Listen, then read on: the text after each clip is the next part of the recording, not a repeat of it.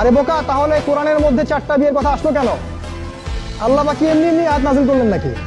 আল্লাহ পাক খুব ভালো করেই জানেন ছেলেদের চেয়ে মেয়েদের সংখ্যা বেশি হবে, অনেক ছেলে মারা যাবে, মেয়েরা সমাজে বেঁচে থাকবে। কত অসংখ্য এতিম মেয়ে সমাজে পড়ে আছে, অসংখ্য বিধবা মেয়ে সমাজে পড়ে আছে। ওদের দায়িত্ব নিতে হবে না? কে নিবে ওদের দায়িত্ব? যদি ছেলেরা দায়িত্ব না নেয়, কে দায়িত্ব নিবে?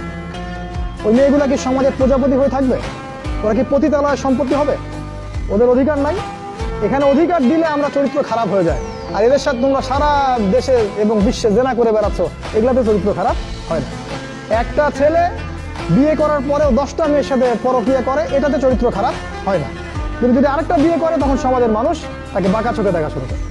এটা জাহিলিয়াত, এটা পুরো সম্পূর্ণ মক্কার জাহিলিয়াত চলছে। দ্রুত বিয়ে করো, বিয়ে করে আদর্শ পরিবার গঠন করবে। পরিবারটা এত শক্তিশালী হবে যে পরিবারের ভিতর যেন কোনো রকম শিরক, কোনো বেদাত, কোনো কুফর, কোনো হারাম ঢুকতে না পারে।